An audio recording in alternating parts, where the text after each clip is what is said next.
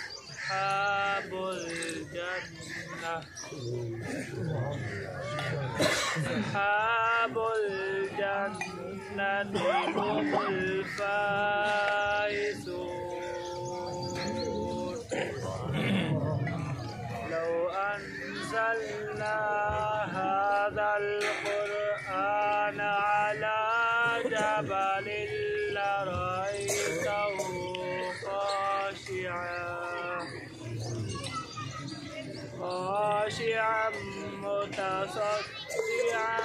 من خشية الله وتلك الأمثال نضربها للناس لعلهم يتفكرون صدق الله العظيم। एक रुपया खर्च करेंगे तो अल्लाह जल्लहुल करीम जब तक मदरसे के अंदर तलबा पढ़ते रहने और इल्म हासिल करते रहने और अग्गा फैज पुछेंदे रहने जिस तक इल्म पहुंचता रहंदे उन्हें सवाब मिलावण वालियां नूं सवाब मिलता रहंदे हिस्सा मिलावण वालियां नूं सवाब मिलता रहंदे। हजरत उमर बिन खत्ताब रदी अल्लाह तआला अन्हु आपने मस्जिद के अंदर दीवा वदे बले ने जरा गौर फरमाइसो دیوہ بلے دے بدن حضرت ابو دردہ رضی اللہ تعالیٰ عنہ تشریف گن کے آئے، فرمایا اے عمر خیر ہے دیوہ بلے دے بدے ہوں. تو حضرت عمر رضی اللہ تعالیٰ عنہ نے فرمایا کہ حضور میں اپنے پیارے نبی صلی اللہ علیہ وسلم کو سنے جس بندے نے مسجد کو چراغ کیتے روشن کیتے اللہ ان دی قبر کو روشن فرما رہی سی، اور جس بندے نے مسجد اندر صف گن کے رہنے صف دا ایک تنکا بھی جب تک مسجد اندر موجود رہندے تب تک برابر جتنے نمازی مسجد اندر نماز پڑھ دیں اور وہ صف گن مرے لینوں اللہ پاک ثواب عطا فرما دیتے ہیں. جتنے بھائی بیٹھے ہو تمام بھائیوں نے گزارش ہے جتنا ہو سکتے زیادہ تو زیادہ